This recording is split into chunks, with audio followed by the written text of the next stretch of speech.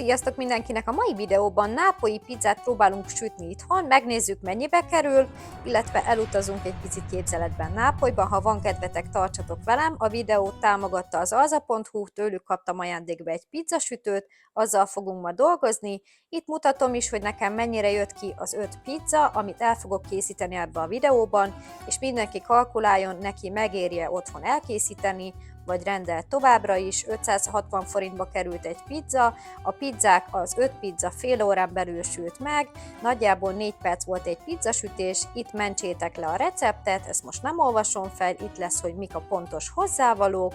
Szerintem nem kell sok minden hozzá, az egyszerűségében rejlik a nagyszerűsége, viszont nagyon nehéz elkészíteni.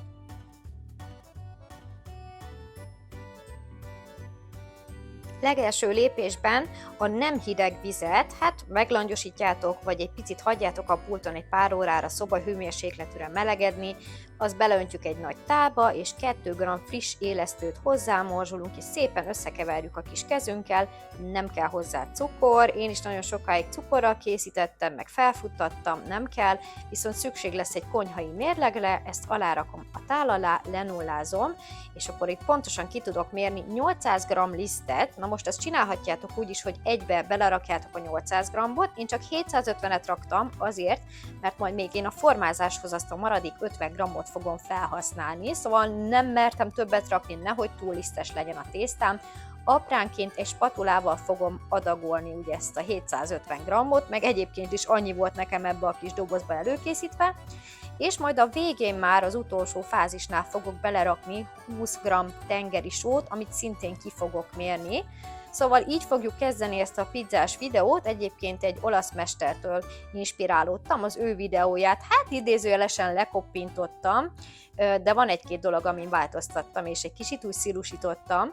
Nagyon sok videót néztem, és meg kell, hogy mondjam, hogy mindegyikbe egyezett az, hogy nincs benne cukor, és nincs benne olívaolaj, szóval ez nem egy házi pizza lesz, nem egy meleg szendvicsszerű vastag kenyeres, hanem egy vékony nápolyi, aminek igazából a tészta adja meg az ízét, és minimális feltét kell hozzá, viszont azok inkább minőségiek legyenek.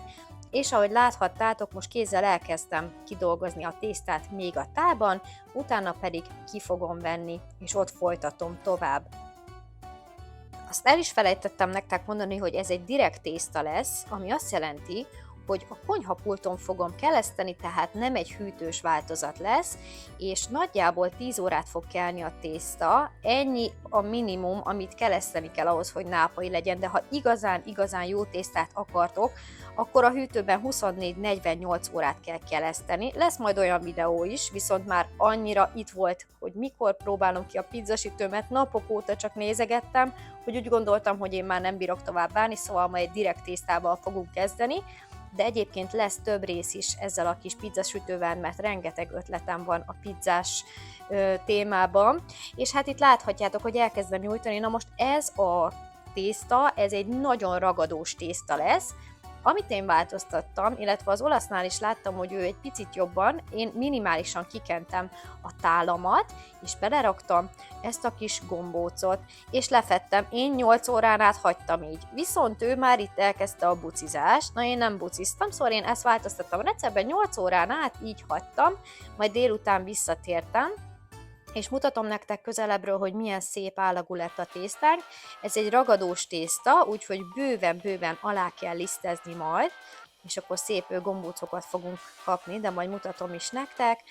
Úgyhogy nagyon izgatott voltam, mert ugye ez az első próbálkozásom a pizzasütővel, szóval itt meg fogom nektek mutatni, hogy mi az, amit sikerült, mi az, amit nem sikerült, mi az, amit ajánlok, és mi az, amit nem. Nem akartam úgy ezt a videót felvenni, hogy előtte gyakorlok, és csak azt mutatom meg nektek, hogy minden milyen tökéletes, mert ez nem így lesz. Fogok egy, kelesztő tálam nekem még nincs, egy tepsit kilisztezek, és ilyen gyenge mozdulattal elkezdek vágni egy darabot a tésztából. Tehát 250 g-os bucikat kell kapnunk, itt is szükség lesz a mérlegre. Rá fogom rakni a tésztát, és mivel ez nem lett 250 g, kipótolom, hogy 250 g-osak legyenek, ugye a nápolyi stílusú pizzánál 230-250 g-os gombócokról beszélünk, itt láthatjátok, hogy még adok hozzá, és aztán jön a gombócozás, hát igazából ezt még nagyon sokat kell gyakorolnom. Itt ennyit változtattam, hogy egy kis minimális olívaolajba belemártottam a kezemet, hogy ne ragadjon annyira hozzám, mert még itt nem akartam a lisztezést használni, és nem is kell még itt lisztezni, úgyhogy próbáltam gombócokat formálni, hát ezt még, ahogy láthatjátok, gyakorolnom kell, de rajta vagyok. Ebből a liszt mennyiségből nekünk 5 pizzánk lesz, és amikor már kész az 5 pizza, akkor annyi, hogy belerakom ebbe a kis tepsibe, vagy ha akinek van keresztültája, és hagyom megint egy 2 órát itt a konyhapulton lefedve, és addig viszont el fogjuk készíteni a paradicsom szószt, amit én a Tesco-ba vettem, és azért ezt a paradicsom szószt fogjuk használni, mert láttam, hogy a pizzériában is ezt használják, 98% paradicsom van benne, és először úgy gondoltam, hogy ez sok lesz a pizzákra, és nagyjából egy evőkanálnyi maradt ki belőle, úgyhogy egy ilyen rá fog menni igazából az 5 pizzára. Ez egy nagyon édes darabolt paradicsom, és nem kell bele cukor. Én egyébként sem szoktam cukrot rakni az ilyenekbe. Itt még nem öntöttem ki, de később rájöttem, hogy kevés lesz, szóval az egész benne lesz. Megy hozzá tengeri só, ez ízlés szerint, és igazából kézzel összedolgozzuk. Ja, és előtte egyetlen egy bazsalikom levél megmosva, méghozzá azért, hogy ne vegye át teljesen a bazsalikom a paradicsomnak az ízét, ugye nagyon intenzív, friss bazsalikommal dolgozunk, és akkor összekeverjük, megkóstoljuk. Én 2 ilyen olcsóbb 400 forintos mozzarellát vettem az Aldiban, ezeket felvágtam. Már 2 órája kelnek a kis buciaink, előtte ugye 8 órát kell, tehát 10 órás direkt tésztáról beszélünk, ezekkel fogunk dolgozni, de előtte a pizzasütőt bekapcsolom, ugye ez egy villanysütő, tehát árammal működik, bekapcsoljuk, és akkor 5-ös fokozatra kell felvenni, és nagyjából egy ilyen 15-20 percig fogjuk előmelegíteni. Van rajta egy időzítő is, az időzítő pedig arra szolgál, hogy bekapcsolod, és majd csipog neked, amikor kész a pizza. Én megmondom őszintén, én ezt nem használtam, én az órámon néztem az időt, és akkor most jön majd ugye a formázás, belisztezzük a pizzagolyóknak a tetejeit, és akkor egyet szépen óvatosan kiveszünk, és akkor megmutatom nektek, ez volt az első pizza, és hát ez, megmondom már most, hogy elrontottam, majd meg is mutatom, hogy mit rontottam el, szóval mindegyiket úgy fogjuk csinálni, hogy ahogy kivettük, pont a fordított teát kezdjük el belisztezni, utána a másik oldalát, konyhapulton fogunk dolgozni, készüljön fel mindenki, hogy itt tiszta liszt lesz minden a videó végére, vagy a pizzasütés végére. Legelőször is így a szélét próbáltam kialakítani, és ki fogom nyomkodni belőle a levegőt. Ugye ezt kifele kell nyomkodni azért, hogy majd legyen egy szép pereme a pizzának, tehát belülről kinyomkodjuk, és ezt fogom csinálni. Ez elég lassan megy nekem, mert ez volt az első ilyen jellegű próbálkozásom, ilyen nápolyi stílusú pizzánál, úgyhogy a profiknak ez 1-2 perc, nekem legalább 10 perc volt, de próbáltam rövidíteni a felvételt, szóval szépen kinyomkodjuk, és akkor nyújtunk egy kicsit rajta. Hát figyeljetek, ezt is gyakorolnom kell még, de a végeredmény magáért fog beszélni. És igazából megpróbálom egy 32-es méretű pizzára elkészíteni, mert ugye ebbe a kis sütőbe 32-es pizzákat lehet rakni, és akkor mind a 2 oldalát így szépen elegyengetem, és hát lehet ugye lecsapkodni. Ez azért van, hogy a felesleges lisztet leszedjük a pizzánkról. Amikor úgy érzem már, hogy kellően megfelelő az állaga, akkor fogom rárakni az előre elkészített paradicsomot, amit ugye úgy szoktunk, hogy nézzétek milyen levegős, szóval itt már látszódott, hogy ez másabb ez a tészta, mint amilyen szokott lenni. Igen, itt van a kis lapátunk, amit kaptunk hozzá, ezt szépen be kell lisztizni, és egy könnyű mozdulattal rárakjuk a pizzánkat. Ugye ez arra szolgál majd, hogy ezzel el tudjunk menni a sütőig, és belerakjuk. Itt szépen eligazgatjuk, arra vigyázzatok, hogy ne csípje oda a közepét, mert ki is lyukadhat, ugye egybe kell tolni, mert ez 2 ilyen osztott lapát. Jó, eligazgattuk, és akkor most jön a paradicsom szósz, amiből tanulság, kevesebbet rakjatok, mert itt az elsőnél szerintem sokat raktam, és hát egy kicsit eláztatta a tésztát.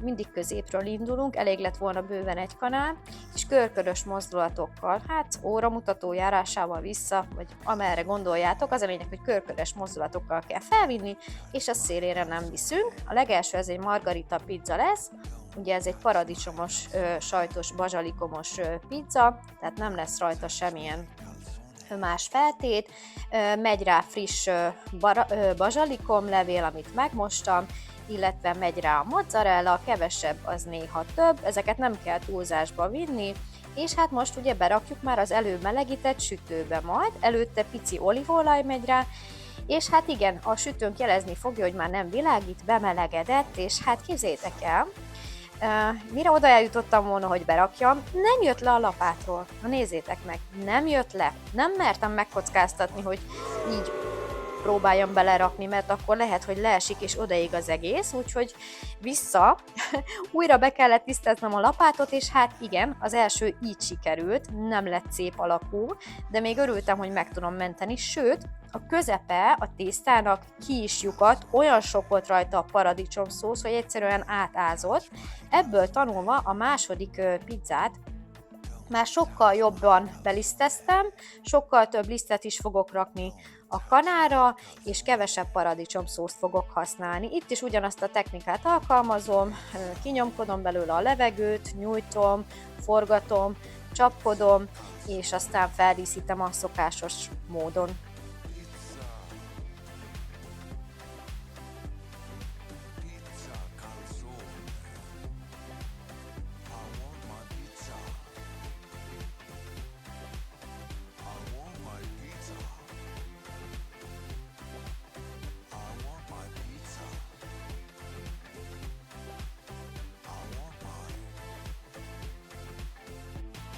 Az az igazság, hogy onnastól kezdve, hogy elkezditek sütni a pizzákat, nagyon pörög az idő, mert ugye maximum 4 perc alatt megsül egy pizza, de ilyen 2 perc után mindig ránéztem, megnéztem az alját, a tetejét, és mindig 180 fokot kellett fordítani. De mire már az egyik megsült, már a következőt már csináltam is. Volt egy kis füstölés, amint látjátok, hogy kifolyt az első pizzánál a feltét, és már ez nem is tudom hanyadik pizza, de fél óra alatt sült meg a 4 pizza, úgyhogy még elő is készítettem. Ja, és sütéskor mindig levettem 4-es fokozatra, mert én úgy vettem észre, hogy az 5-ös az eléggé süt. Hát lesznek jobb pizzák, lesznek rosszabbak is, ez azt hiszem, hogy igen, ez picit túl volt lisztezve az elsőből kiindulva, úgyhogy ez olyan volt, és nézzétek meg milyen légbuborékok alakulnak ki, és milyen óriás kupi, mert hogy itt minden tiszta lisz volt, és őrület volt. Hát olyan volt, mikor valami kis csoport bemegy a pizzériába, és hirtelen 5 pizzát akarnak rendelni, szóval hát majdnem egy konyhafőnök stúdió lett itt, kapkodás volt. Itt is megsült a következő pizza, és mutatom nektek. Ilyennek kell lenni egy nápolyi pizzának. Itt mutattam, hogy rakom bele, ugye szétválasztom a lapátot, megy rá a kis tetőke, szóval a nápolyi pizza az akkor jó, hogyha a széle roppanós, levegős, a közepe pedig vékony, nincs rajta sok feltét, viszont nagyon-nagyon ízletesen legyen elkészítve, és hát ég és föld. Ez a pizza, ez sikerült a legjobban, azt hiszem ez volt az utolsó, igen. Tehát az 5-ödjére már azért begyakorolja az ember, és jobban sikerül. És hát kikapcsolás következik, mindent le kell venni nullára, és kihúzni, hagyni, kihűlni. A tisztítása pedig annyi, hogyha kihűlt. Na, halljátok? Nem akartam már belebeszélni, szóval a kitisztítása pedig annyi, hogyha kihűlt, akkor vizes ruhával áttörlitek meg, odaéget, akkor lekapargatjátok. Hát az első az nem lett olyan szép, a második azzal semmi gond nem volt kör alakú, a harmadik picit talán lisztes volt, de nekem az utolsó, amit most mindjárt mutatok is, ez lett a legszebb, annyira gyönyörű volt, az íze isteni volt, maradt másnapra is, még akkor is nagyon puha volt, úgyhogy én nagyon-nagyon elégedett vagyok ezzel a kis sütővel. Szerintem ég és föld a konyhai sütőhöz képest, aki ezen gondolkozik, hogy egy picit szeretné fejleszteni az otthoni pizzasütését, én azoknak bátran ajánlom. A videó alatti leírásban megtaláljátok a linket, hogy nekem melyik konkrét típus van, és biztos, hogy nagyon-nagyon sokat fogom használni. Hát ennyi lett volna mára ez a videó. Remélem, hogy tetszett nektek, és találkozunk majd egy következő videóban, lesznek még pizzás videók, úgyhogy hát ennyi. Legyen szép napotok, köszönöm, ha itt voltatok, sziasztok!